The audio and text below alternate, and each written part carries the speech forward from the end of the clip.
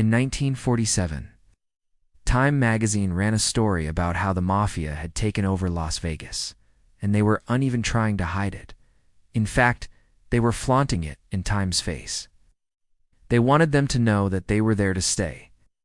This was right after the end of World War II, and Las Vegas was just starting to become a tourist destination. And guess who decided to take advantage of that? You guessed it, the Mafia. The families that controlled organized crime at the time were the Bonanno, Colombo, Genovese, Lucchese, and the very powerful Chicago outfit. These 5 families saw an opportunity in this new town full of hopeful gamblers, and they decided to set up shop. But how do you move an entire criminal organization into a city? Well, first you need people. See, back in those days, being a mobster wasn't really a job you applied for. It was more like a lifestyle that chose you.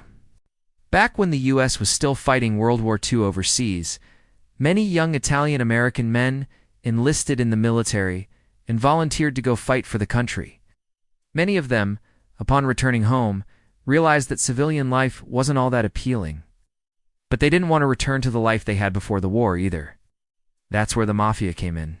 The Mafia offered these men a new purpose and a way of making money that could be much more profitable than anything they could earn working a regular job. So many of them accepted the offer. But there was another group of people who also made their way to Las Vegas around this time.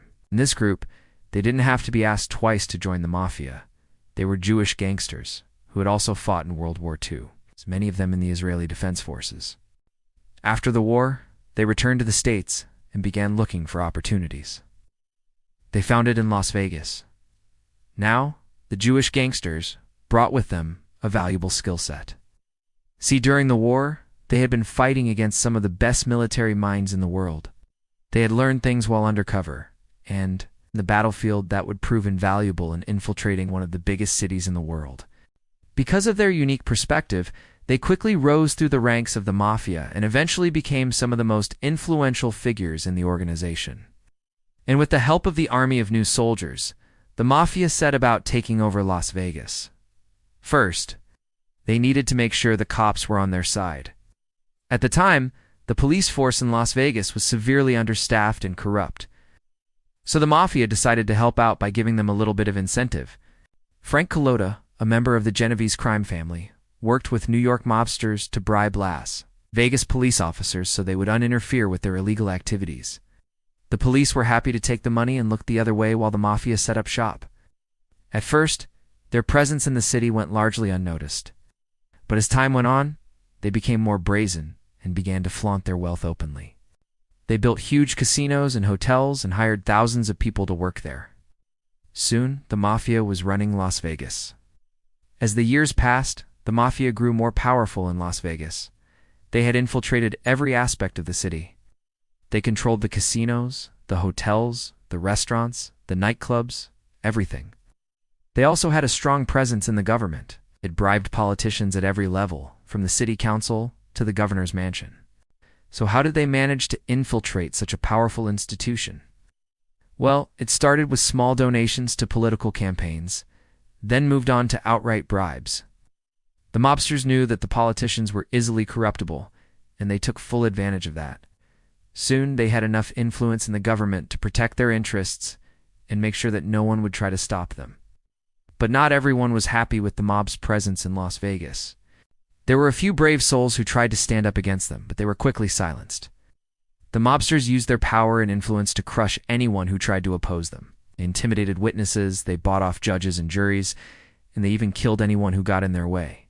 One of the bravest people to stand up against the Mafia was a journalist named Hank Greenspun. He was determined to expose the Mafia's presence in Las Vegas, and he was unafraid to put his life on the line to do it. He published stories about mob activity in his newspaper, the Las Vegas. This angered the mobsters, and they tried to silence him. They threatened him, they attacked him, and they even tried to buy him off. But Greenspun didn't back down. He continued to publish stories about the mob, until he was finally driven out of town. Despite the efforts of people like Greenspun, the mob continued to grow in power in Las Vegas. They seemed unstoppable. But then something happened that would change everything. The FBI decided to take action against the Mafia. At first, the FBI didn't do much. They were content to let the mobsters operate freely and make as much money as they could. But that all changed in the early 1960s. The FBI began to crack down on the Mafia, its illegal activities, and soon they were arresting mobsters left and right. This sent shockwaves through the organization and caused them to lose a lot of power. The mobsters were furious about the FBI's actions, and they tried to fight back, but it was no use.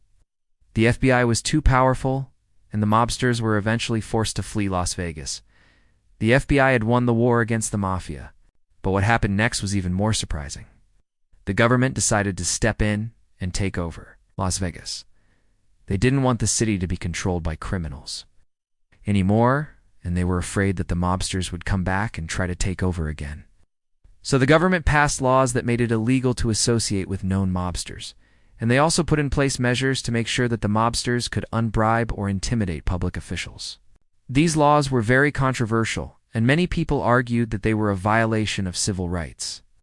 But the government didn't care. They were determined to clean up Las Vegas, and they weren't going to let anyone stand in their way. In the end, the government's plan worked. Las Vegas was cleaned up, and the mobsters never came back. Today, Las Vegas is one of the most popular tourist destinations in the world.